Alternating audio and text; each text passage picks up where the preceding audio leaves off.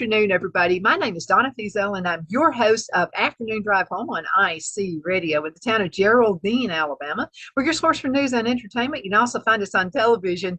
You can find us in the state of North Alabama right here on Channel 182 Charter Communications. And then worldwide, you can find us on Abundance TV, which is found on Roku, Apple TV, and Amazon Fire. Again, thank you so much for watching. I know you could be doing anything else, but you're watching us right now, and we appreciate that very much. I have with me now a very special guest. He's a good friend of mine, been on the show for years. His name is Alan Mendenhall, and it's always great to have him. He's actually an author, a speaker, and let's talk. Go ahead and tell folks what you do at the college.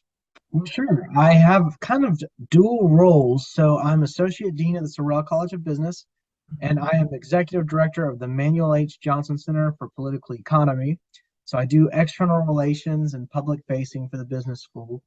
And I basically run the Manuel H. Johnson Center, which is a group of economists. We teach free market economics. We work in the policy world, and we educate on the moral imperatives of freedom. And I'm loving it. I really am. So let's talk for a few minutes, especially, okay, economics, okay? And this is in light of the new Green Deal. And so I've had, folks know you're going to be on the show. So I get questions from folks that know you're going to be on.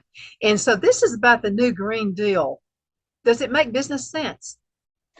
No, it doesn't. And actually, I'm glad you brought this up, because we at the Manuel H. Johnson Center are launching a new initiative called Free Enterprise Scholars, and it's to teach undergraduates about good and ethical business, because businesses acting ethically in good faith follow rules, treat others with respect, and enable cooperation and trust among diverse individuals. So businesses provide value to society by producing goods and services that make our lives easier and better. So they don't need to adopt these social justice initiatives. But with this something called ESG that you're probably familiar with, and this goes right in keeping with sort of the green initiatives that you're talking about. But there's a company called BlackRock, and its CEO is a guy named Larry Fink. He's a notorious supporter of democratic politics, and he and other asset management companies tend to put progressive politics over the priorities of their shareholders. And BlackRock, for example, is the world's largest asset management company, and it manages things like pension funds and retirement funds. And so you could be, just for example, a public school teacher working in whatever state, and you are inadvertently funding some green initiatives. Even if you disagree with those initiatives, your money is being invested in those initiatives. And instead of investing it in places that would be more likely to yield higher returns, companies like BlackRock are choosing to invest in areas that are more speculative, more risky, but that align with progressive causes. This is, to me, highly problematic. It's not just bad business, but it's also unethical. It's using other people's money in ways that they would not support.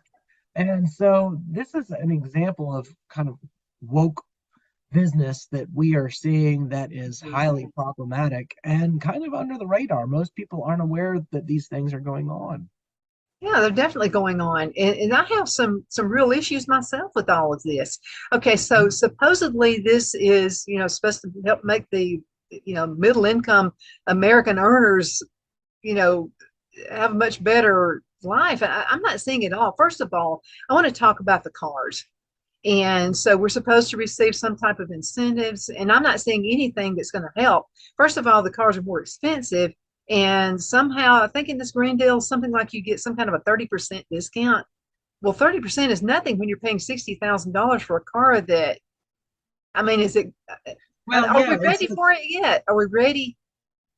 Yeah, there was someone in the Biden administration, I believe yesterday, and I can't recall who it was that said it, Yeah.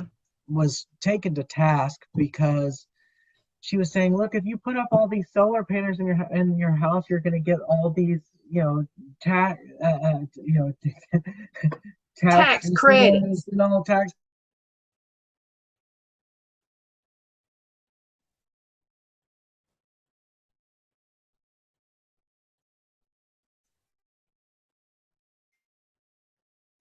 Okay, it looks like I may have lost Alan Mendenhall. So,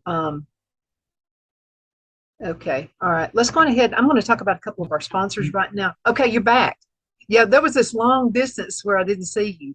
Oh, I'm so sorry. I don't. What was the last thing you heard me say? The last thing you started talking about someone in the administration for Biden, and that's maybe what's happening. So I've noticed every time we talk about Biden, something like this happens. Yeah, yeah, we're Okay, getting spied on. Yeah, well, the tax credits and things like that that are that are introduced for example, solar paneling. but they make no Most sense. most ordinary people can't afford to do that. The astronomical costs of solarizing your house and doing all that kind of stuff, that's just, that's prohibitively expensive to many people. And so Yes. to say that, oh, you're going to get tax incentives and tax credits and all these sorts of things for doing things that you can't afford to do really isn't very appealing, and it's very paternalistic. That's like somebody, and I know people who do this on credit cards. They'll get a credit card and they're told they'll get 5% back off of purchases. Well, as long as you keep it within what you can afford, that's fine. But saying I'm going to go ahead and spend $3,000, I'm going to get 5% back anyway on my card makes no sense. Yeah, right. That's a good example. I mean, there's no sense to this at all. And by the way, I know some folks who have those panels and they Mm, hate them. They're telling me yeah. that the maintenance on these are incredible. And what you're not told is they can't get like, and these folks all live out in the country, okay, where you're going to get debris and stuff from trees, sap, and all that kind of stuff. And the maintenance on them alone are not worth it. Wow. Yeah, I'm not surprised by that. I'm really not surprised, and I'm sure the maintenance is expensive as well. Yeah, we need to tell the whole story. I mean, what Yeah, this is all about. I mean, the thing is, everybody wants a cleaner environment. Everybody Everybody wants to live does. in a healthy world, but Uh-huh. when government tends to intervene in these things, it usually causes more problems than good. And let us not forget that government is a higher polluter than private business to begin with. Can I say this? Okay, so this is something really blows my mind. This is when they're going to have this big meeting in Iceland or somewhere, and everybody comes on their jets. I mean, why don't they do Zoom like we're It's doing? I mean, if probably you Davos. really Yeah. believe in it, Yeah, I saw some figure about what Steven Spielberg's jet has cost in the last 2 weeks or something, and it was, you know, it was the cost of a house in Auburn, Alabama. I, which makes absolutely no sense whatsoever. Yeah, it's nice to um, be able to afford hypocrisy and to charge everybody else with wrongdoing while you get to basically buy off goodwill. That's the one thing we see with a lot of this wokeism is that you have billionaire and extreme millionaire CEOs who are adopting woke policies just to get themselves off the hook. If you can buy that kind of goodwill, then you avoid media scrutiny, you avoid the Twitter mobs, and you sort of play good citizen, and people let you off the hook so that you can go and do whatever it is you want with your business that may be unethical, and people will turn a blind eye because, oh, you towed the acceptable progressive line, so we're going to not scrutinize your company. And if your company tries to stay on the sidelines and not choose sides, then you're going to be subject to intense media scrutiny by the legacy media, and and by the Twitter mobs and such. So it's a really odd situation that we're in right now. We're in a strange period. Yeah, we really are. I'm gonna shock you here. There is a liberal that I actually like. I, Oh, I really do. really? Yeah, but not because of his stance, but because he really believes this stuff. And that's Yeah. it's the actor Ed Begley. Okay. He You'll have to really say he more. really he puts his money where his mouth is. I Interesting. mean, he Well, he that's really does. Look him up. I mean, I can at okay. least I can respect him Well, because he sure. really believes this nonsense.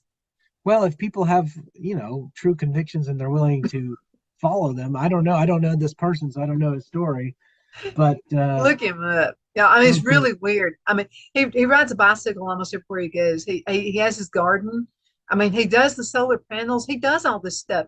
You won't catch him flying on a jet anywhere. I mean, he really believes this stuff, and he really lives it. Now I well, can yeah, respect that. I yeah. If can he's respect not that. going to be a hypocrite, absolutely. Yeah. So I do respect that movie star. One of the few I Interesting. respect. I'll have to look him up. He was a movie star back in the 70s, Oh, okay. So this could be way before you. this could be a play to get famous again. Is that what this is? Yeah, no, no, no, he doesn't care. I mean, he's got his millions. He could care less. Yeah. Oh, So, but anyway, I do like that. I do respect that. But yes, this new deal where we're supposed to be saving money because you're getting tax breaks. First of all, I would never get my taxes done or have anyone do my books who's a Democrat. I wouldn't. And I'm going to tell you why. They're not going to be looking for my best interest. Now, I want somebody to do it right, and I want someone to do it legally. That's not what I'm saying. I'm just saying, yeah, Donna, go on ahead and spend $50,000 for solar panels on your house, but do it because you're going to get like 5% back on your yeah. taxes.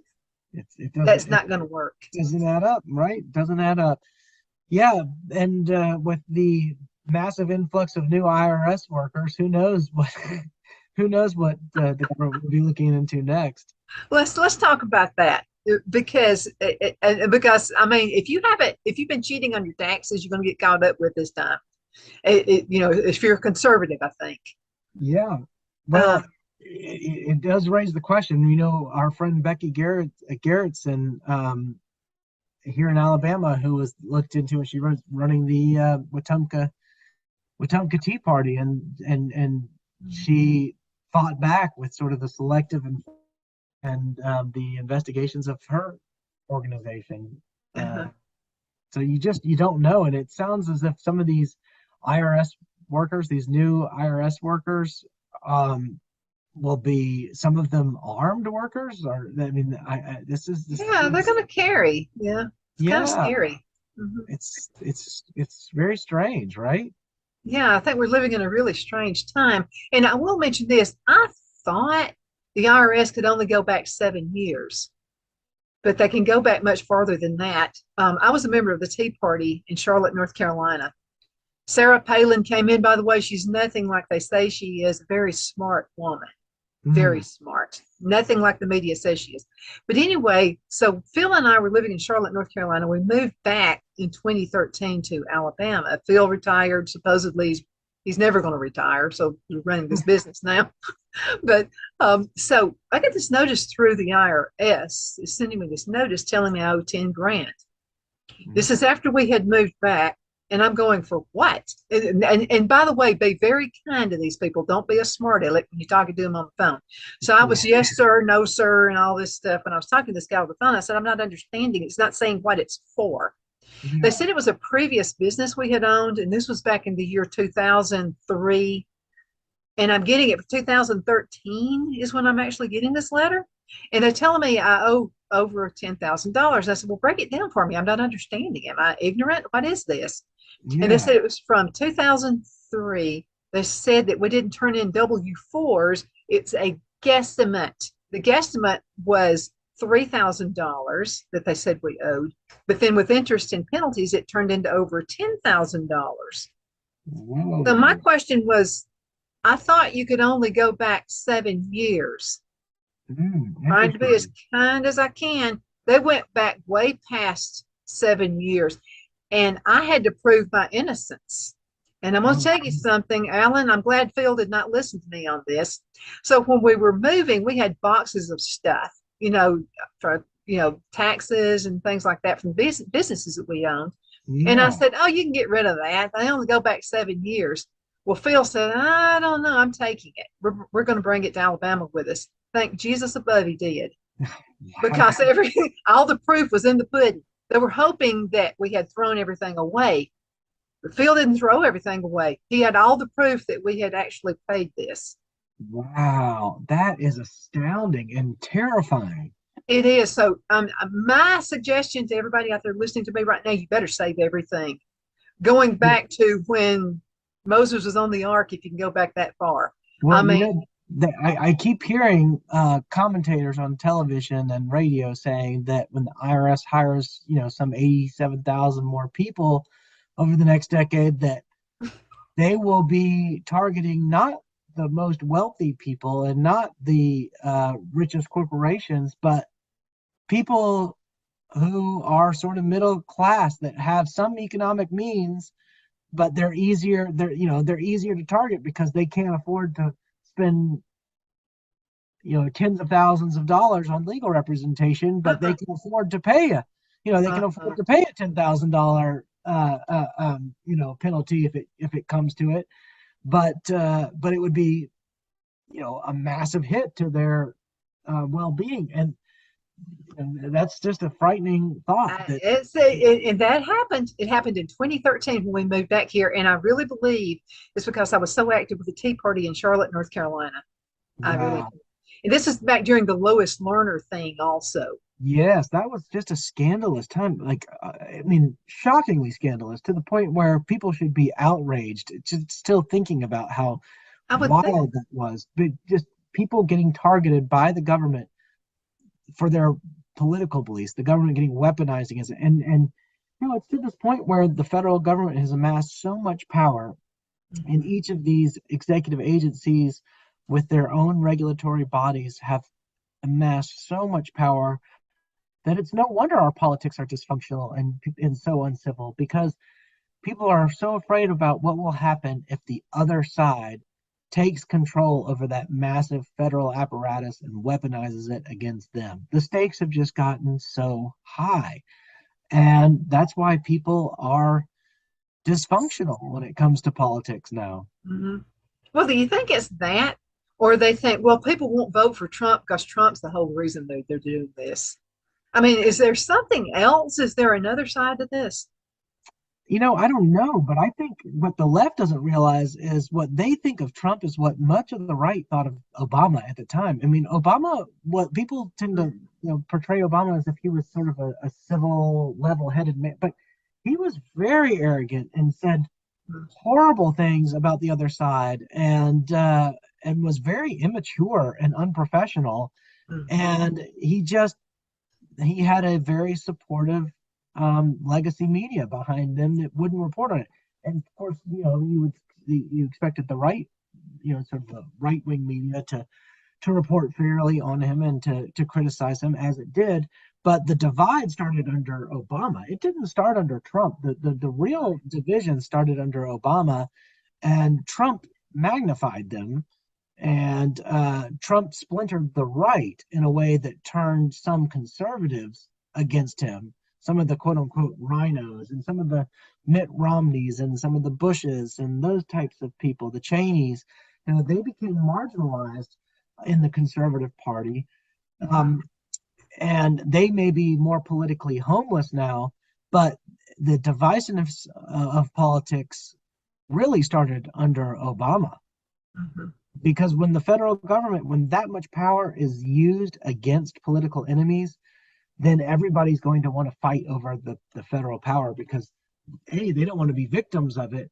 They know what will happen if the other side wins. But B, they want to make sure that they have control over it to weaponize it. We really need political decentralization, and I don't know whether we're going to get it. I see Supreme Court opinions, even the Dobbs opinion, that suggests that there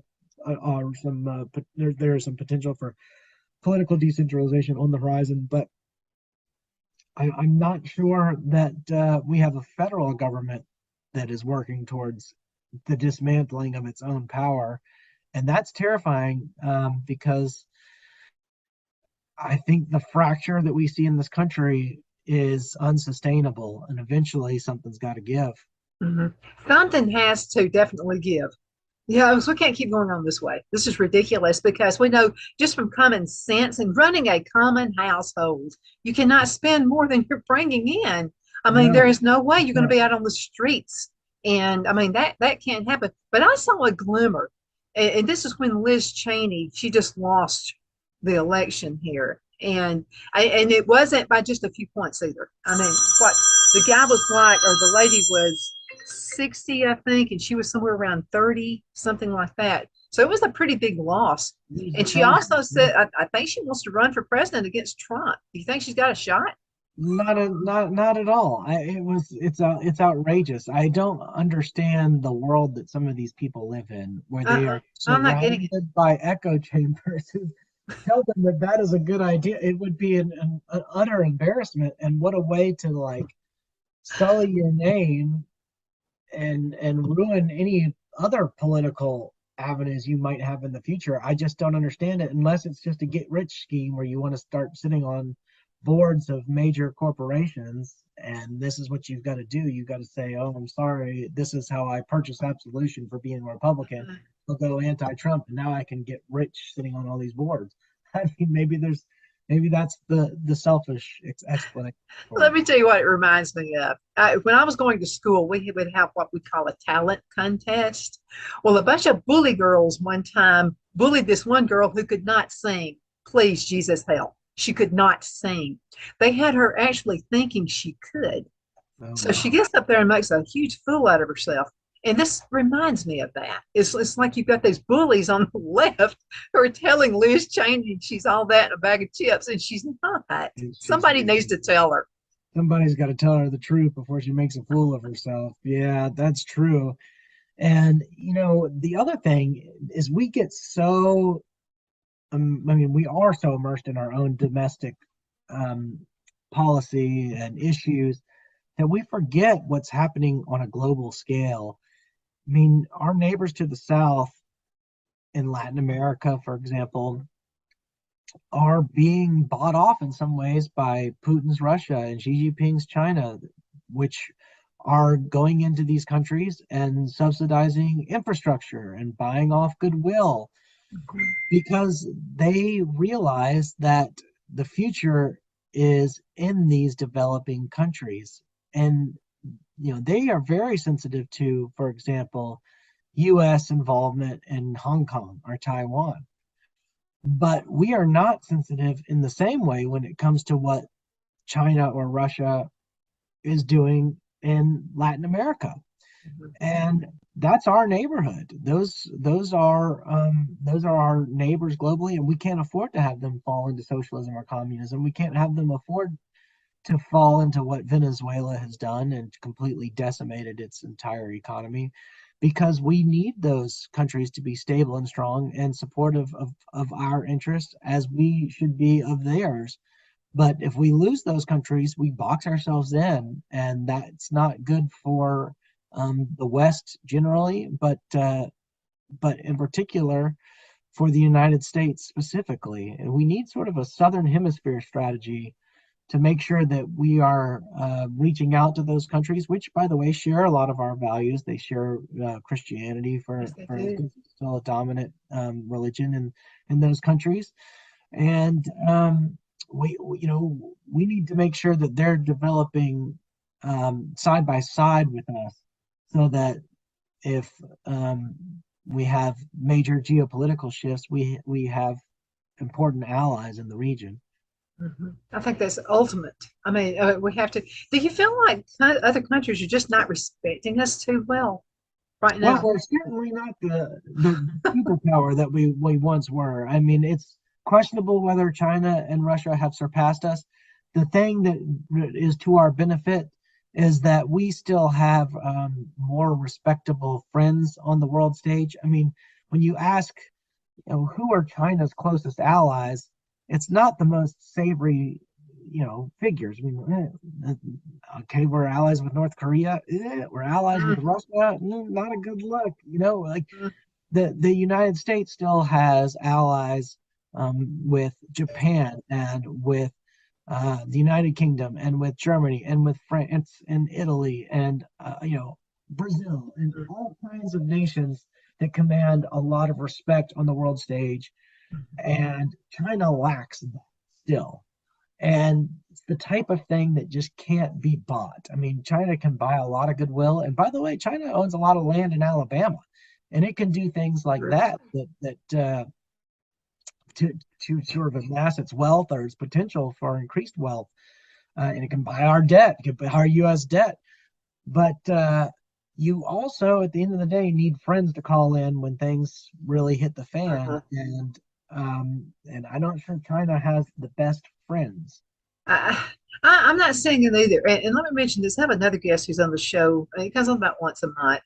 And he's actually from the States. He's from California originally, but he lives in Canada now. Okay. And so he gave me a little history lesson last time he was on the show. But I did ask him this. He has friends all over the world. And I said, now, from your perspective, what do other people, what does just a regular people from other countries think about us right now? And he said, I hate to say this, but you're the laughing stock right now. Yeah, I think that's right. It's really changed a lot. So I Mm-hmm. lived abroad during the George W. Bush years, and so I was studying in England in 2003. I lived a short stint in Brazil in 2007. I spent 2005 and six living in Japan, and during this time, it was sort of unquestioned that the United States was the leading global superpower. And people didn't like us because of the Iraq War and the Afghanistan War and some of the more hawkish military foreign policy of that period. Mm-hmm.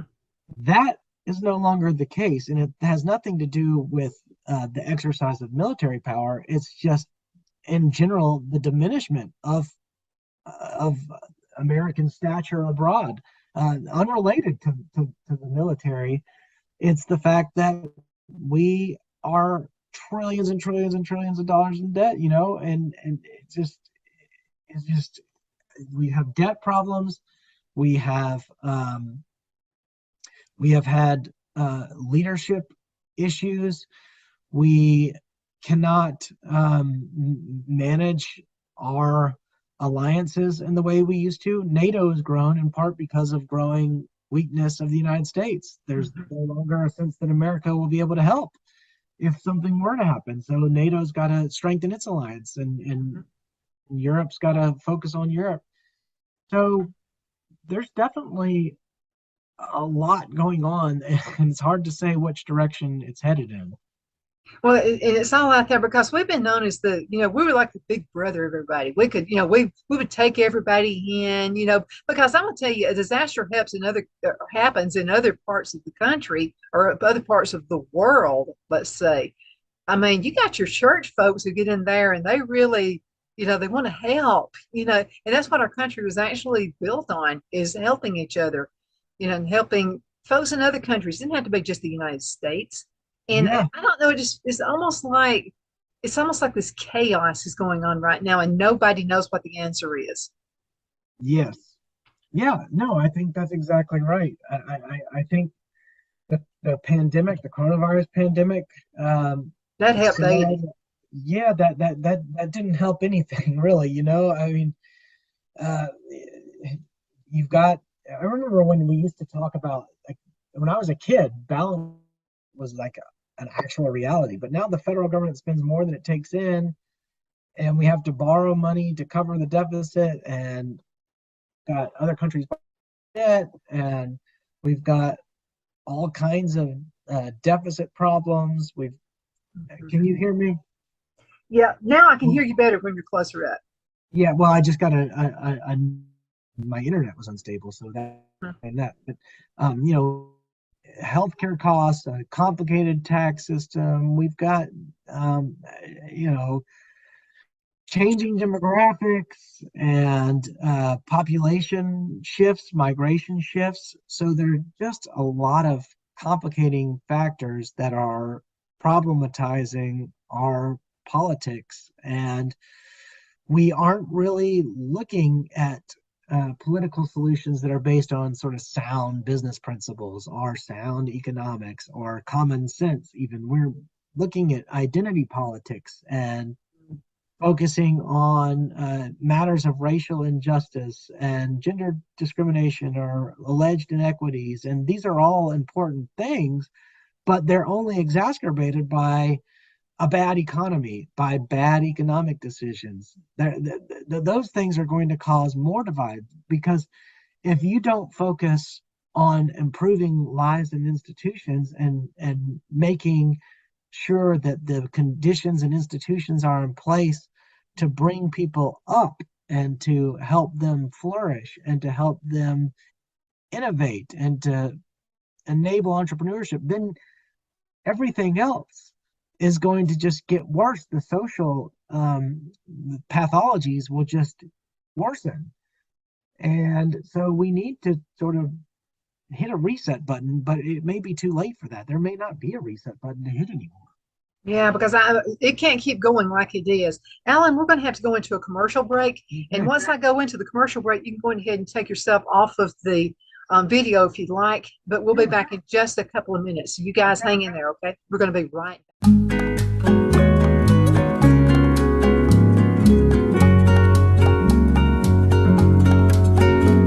At Lamone's Mexican Restaurant, located in Henniger, Alabama, and voted Best Mexican Restaurant of DeKalb County, Alabama 2020, we're here to serve you with authentic Mexican cuisine. Order easily online by going to lamonsmex.com or call 256-657-3999 to place your order. We're open Sunday through Thursday, 11 a.m. to 9 p.m. and Friday and Saturday, 11 a.m. to 10 p.m. Whether you're celebrating a cozy date night for two or a celebration for a crowd, at Lamone's you'll love our atmosphere and friendly servers. Thank you for dining with Lamone's Mexican Restaurant.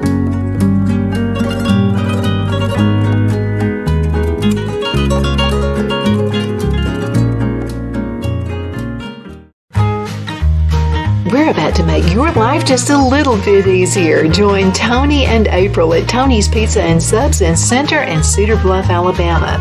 We're cooking up some hot, delicious pizzas, and we'd like to bake one for you.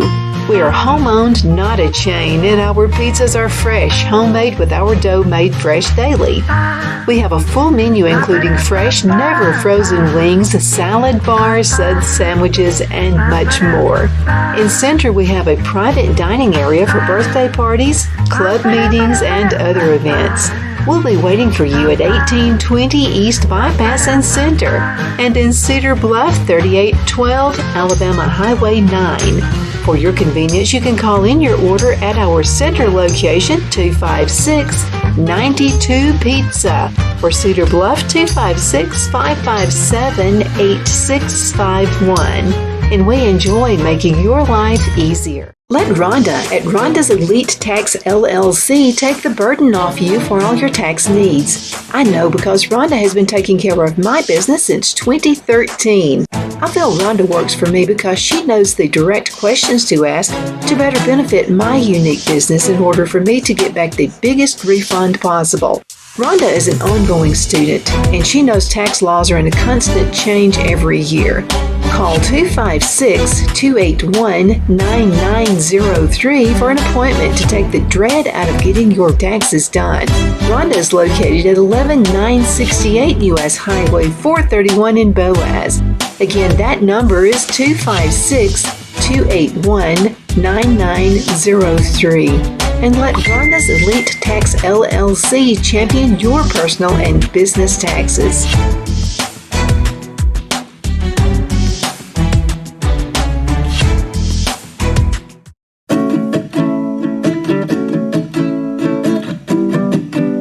Twin City Used Car Sales has been serving drivers in the Northeast Alabama area for years with a quality selection of late model used cars, SUVs, and pickup trucks.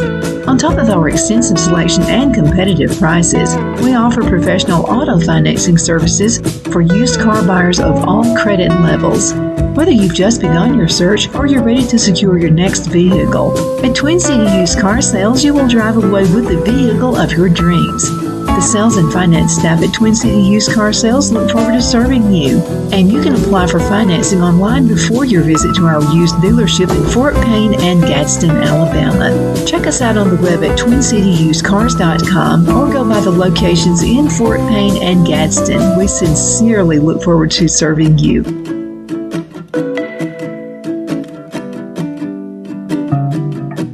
My name is Donna Thiesel, and I'm your host of Afternoon Drive Home on IC Radio. In the town of Geraldine, Alabama, your source for news and entertainment. You can find us on television two different ways.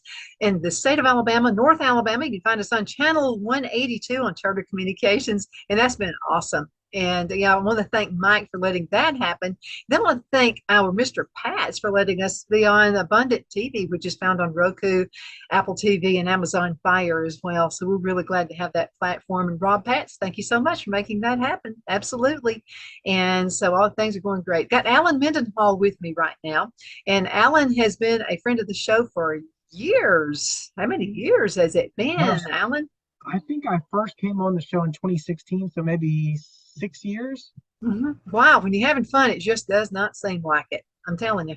But thank you for being on the show. Before we get started in the next segment, though, you are a writer and you've written several books, periodicals, that kind of thing. How can folks find your writings?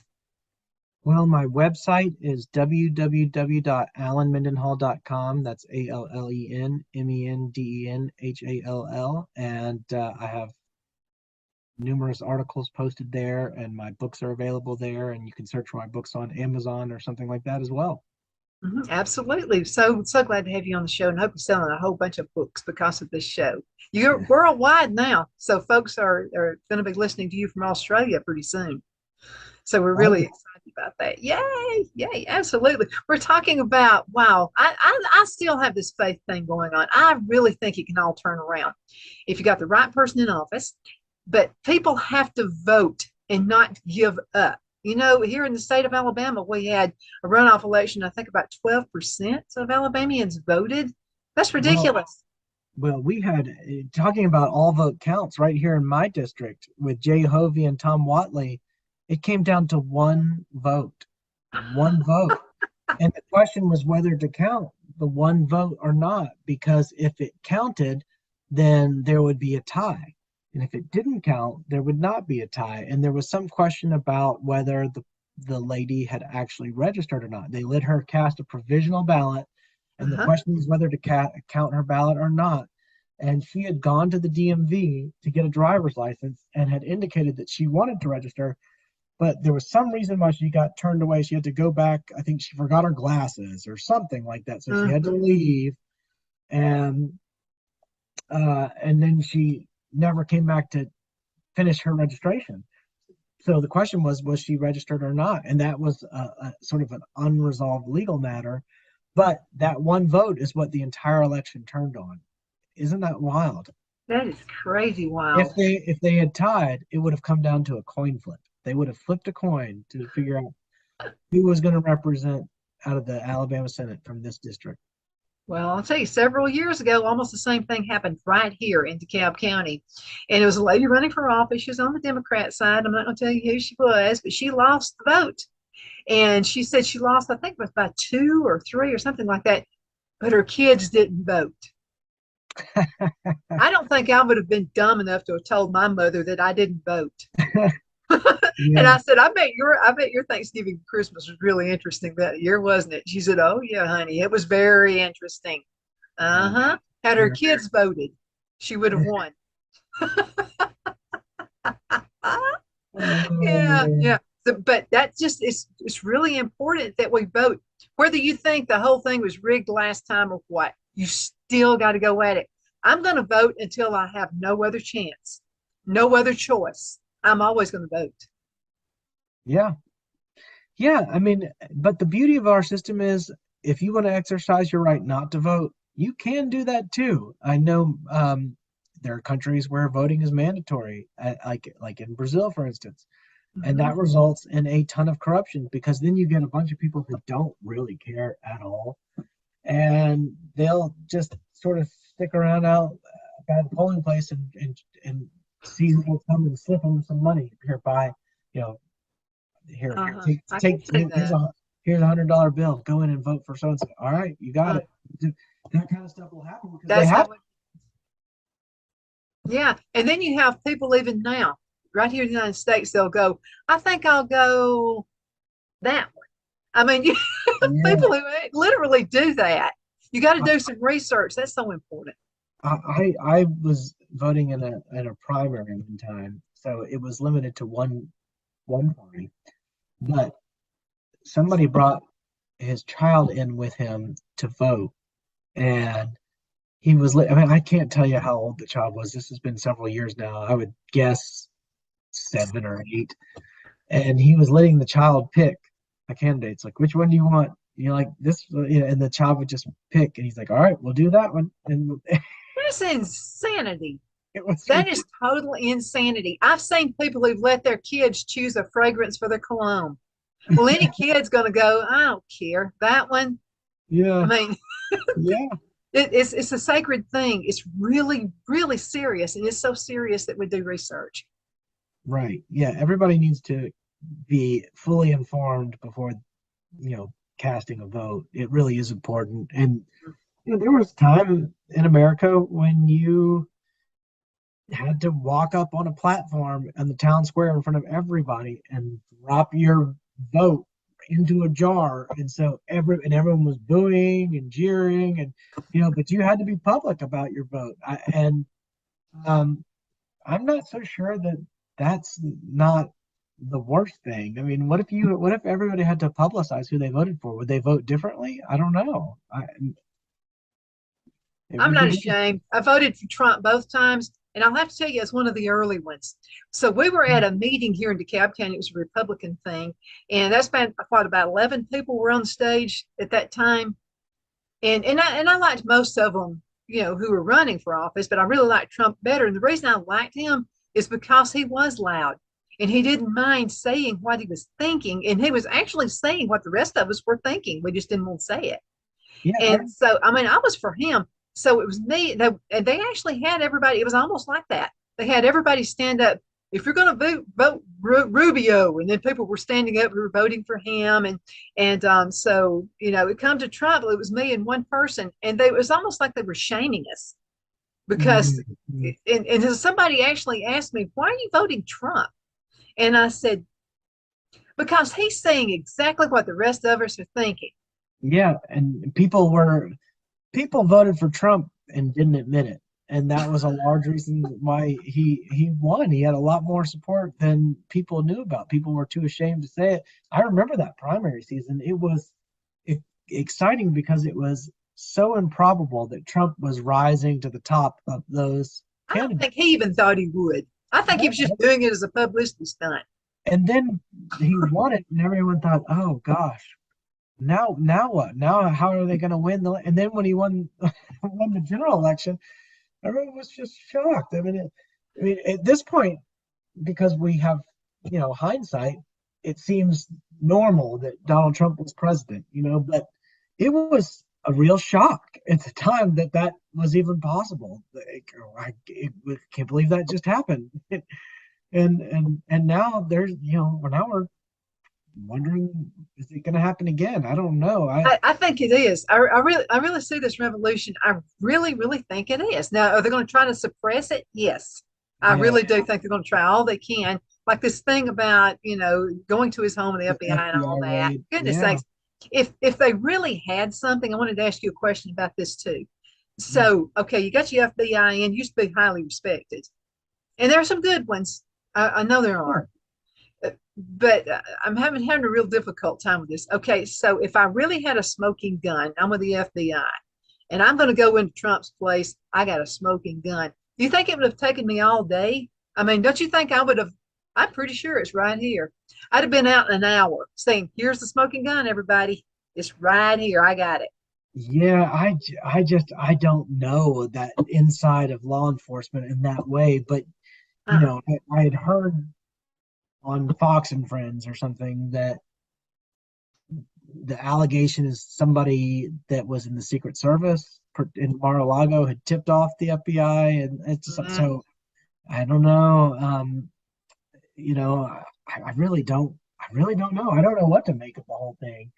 But it just seems odd. If you really had a smoking gun, you'd be proud of it, and you did it out there, and it would not have taken like how many hours was it? I forgot how many hours. no, it was several. I mean, it was I forget how many hours, but it was through in the cover of darkness. It took a long time. Yeah, but Um, I think Trump played a good game of chess on this. I think he was wise to be the first one to get it out on social media. well, I think that's correct. I don't And think they thought he'd do that. well, one thing is somebody who's kind of an academic and takes an interest in concepts and ideas. One thing that I found encouraging about this situation is that both left and right are arguing that this episode is all about the rule of law, the concept of the rule of law. Well, thank God, at least we think that this concept is a good idea. At least we can agree that Just there's such keep a that. thing, and there's such a thing as the rule of law. And the left says, oh, no one person should be above the law. You Uh-huh. can't let somebody be We're above. glad you think that. And then the right says, yeah, there's no, there's no agency. The FBI is not above the law just because it can't just do it. But at least we agree that there should be something like the rule of law should prevail and that nobody's above the law. At least there's something, there's a starting point, and maybe there's more promise in that than we realize. Sometimes all you need is a starting point Yeah, where for everybody sure. agrees, Yeah, even if it's something dumb. I mean, at least yeah. everybody's agreeing or on the same page about that. So I just think that's pretty awesome. But I don't think there's anything. I really don't. I think the whole thing is to keep him out. And but they haven't been able to do it. I mean, okay, first of all, you get kind of calloused after a while. We've heard this how many times? We got the smoking gun. We've heard this Uh, how yeah, many times? We're like, after the Mueller enough report and already. after the Mueller report and after the impeachment hearings and all these things, it starts sounding like the boy who cried wolf story. It starts losing its effect. I think it has. I mean, I'm even seeing people on the left going next. I mean, Yeah, you know, yeah, and I just really think if you found it, you'd be parading it. yeah. I mean, CNN's ratings tanked after Trump's presidency because they had no one to go after anymore. They had nothing to like. Oh, now we have to report on Biden. No one's going to watch that. Bless his heart. Bless his heart. And you know what that means when a Southern woman says bless his heart. Yeah, So I mean, okay, actually he's lasted longer than I thought he would. I really thought after 6 months he'd be gone. That what's next for him? Do you think? I mean, is he going to make it? well, there's not a whole lot of next left. I think for him, he's up there in years. But the question is whether he runs, and you get all these Democrats that are getting interviewed and they refuse to answer the question. What do you think Biden should run another term? This I'm focused on the next. I'm focused on the midterm elections. I'm not even thinking ahead to Oh, 2024. believe me, they're thinking. but but that's it's the question. It's all these behind the scenes power plays that have to take place. It's tough when a president is the head of the party is the president's head of the party. It's tough to sort of untangle that because everyone starts working their way to the core and trying to get as close as they can to the power, and it's hard to get all those people that have latched on to the center of power. It's hard to pull them away to Mhm. try to put a new person in.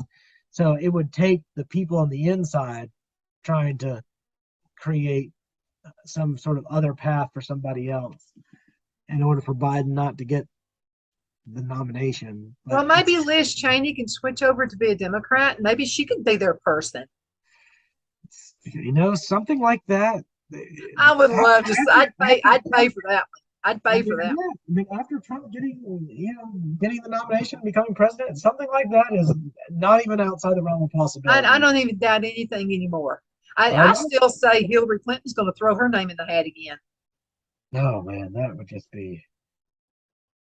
be terrible. It'd be like a For wrestling match. You'd see the rematch again with Trump and Hillary. I mean, I would. I'd do pay per view on that one. I'd actually pay for that one.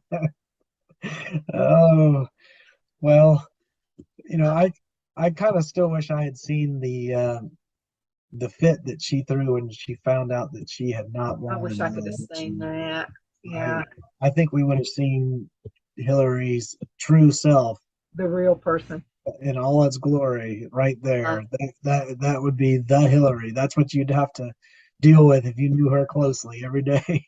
hey, have you heard that Biden has a double? No, I haven't. Mm-hmm. Yeah, One, there are pictures that are out there. Of course, anybody can Photoshop and do all kinds of dumb things on that, but there are, and just like the ears are different. It's like, there's different stuff going on there. Hillary had one. Remember that time when she passed out in the car and they yep. had to put her in the car, and then she goes to Chelsea's apartment, comes out looking 20 years younger, thinner. All of us women were saying we want to go to Chelsea's apartment because it did wonders for Hillary. She looked so much better when she came out. But I mean, she had a double. So I mean, you have to wonder, you Yeah, know, I don't does he know. have a I really double? But don't. but even his double is not doing so well. I mean, Yeah. so if he does, that just so okay. So something happens to him. Do you think we'd be better off with our VP? I mean, would we be better off with her? No. I kind of hope they keep giving him blood or whatever they're doing. I'd like to see him last at least until the election. Yeah, I think she would be more aggressive. I think with Biden, that's a tough one, to be perfectly honest. I don't. You're definitely not going to be better off, but the question is, are you going to be worse off, or are you just going to be in equally bad state? I just don't know with that one. I think Kamala is. I think she's probably more ideological on her own accord, and that Biden is more deferential to advisors at this point. Yeah, but And I kind of see he is able, I think, to put the sale plan out there better than she can. There's something about her that's hateable. I mean, there's just something. I think he can at least act like good old Joe for at least long enough to put his presentation out there. I'm not sure she could get through the presentation. yeah, like people don't quite take him seriously. They think he's just a little nutty or whatever. But her, she means it. With Yeah, she means it. Yeah, Biden gets a heaven pass on forbid, things. Pelosi gets in. I mean that's not. Uh, Is that true? So if you lose the president and the VP, would yeah, it be Nancy Pelosi? Speaker of the House. Yeah, that's the third line after that. That's correct. Uh, think about that. Yeah, So the line of succession isn't pretty, no matter how you paint that picture. I can't put lipstick on that pig and make it look good. I mean, it's just not going to happen. So, okay, I'm going to talk about this. I don't think I ever asked you this question. This is back when Trump was president. I think he still is, but anyway, when he was president, State of the Union address, and she gets the papers, State of the Union, and she rips them. Is there something against the law? I mean, she's worldwide doing it. Nobody does anything about it. Is there not something that's not quite kosher about? I wouldn't have done this with Obama. I wouldn't have ripped the papers. I mean, is there not something a little against the law in that? Well, it's unseemly and unprofessional. I don't know whether it's illegal or illicit in any way. I'm not aware of any statute that It proclaims just it to be, but seems some had that been someone do that to Obama, I think they would be under the prison. well, yeah, the allegation then would have been that it was racist. Yeah, you could have blamed it on that. Okay, we only have a few minutes left in this segment, but I did want to ask you a question about because we're talking about the state that the country is in, and it's going to take it probably wouldn't take Trump that long to do it, but it's going to be a while if we can ever get back to any kind of a normal again where people feel confident about the United States and the state we're in. What are your thoughts about a flat tax or a fair tax? Could that be the answer? Um, Or would you have enough Maybe. people who would go along with it to vote it in? Well, I sort of think it's an impossibility, and as far as that goes, I do think a more doable fix is to simplify the tax code. I remember in the gosh, was that the 2016 presidential? I think it was when people were proposing different um, changes to the tax code, and Mm. that may have more support than a flat tax, fair tax, that kind of thing. Not that those things are particularly bad ideas. I just think that you know some. it's tough to garner support for those types of initiatives. I think you'd be not that simplifying the tax code isn't related to those things either. Like, Mm-hmm. but in terms of getting something that's a pure fair or pure flat, Mm-hmm. what you're going to end up with is a series of compromises that look like a simplified tax code anyway. So may as well start talking about simplifying the tax code. Mm-hmm. Um, and I do think that's worthwhile. You're still going to have the same problems, which there are going to be loopholes and everything else that Somebody's attorney is going to figure out a loophole, no doubt about that. yeah. Absolutely. But what I like about it is everybody is paid.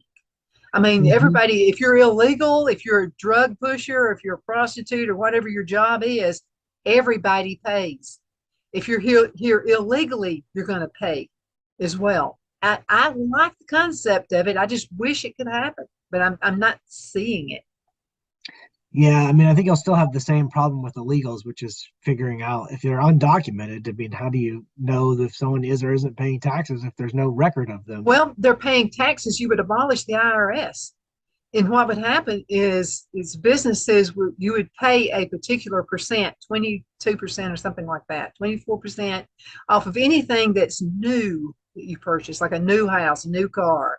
And I'm sure there would be adjustments to please everybody so that everybody would feel like they, got their piece of this pie.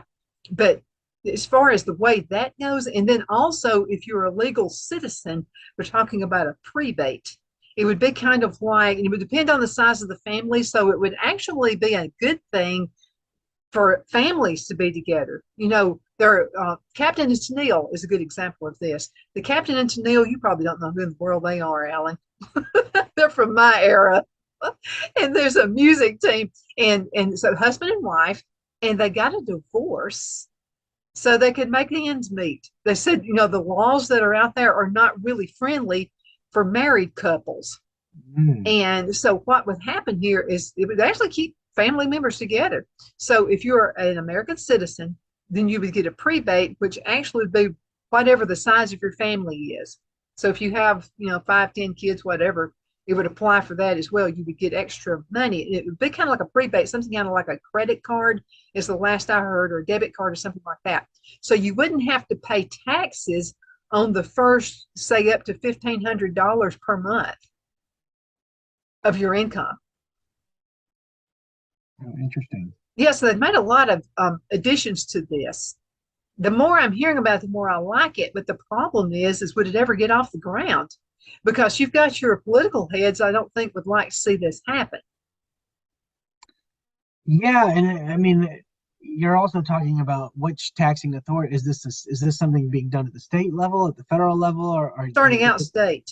because if it would be state, then you have the possibility of instituting it, but you're still going to have federal taxes to pay that aren't Mm-hmm. state. Like I There's mean, it still could a be. lot of questions that I have Yeah. about it. Alan, we've got a little bit over a minute left in this segment. Tell the folks again how they can find your books. Well, the easiest way is just to go to my website, allenmendenhall.com, ALLENMENDENHALL.com, and find them there, or just search my name in Amazon, and some of the books will pop up that way. Absolutely. Alan, thank you so much for being on the show. It's always a pleasure. Thank you, Donna. It's fun to be here. Absolutely. Folks, thank you again so much for watching Afternoon Drive Home. You're awesome. Again, thank you so much for watching. And we'll have another show coming up with another awesome guest, like this guy right here.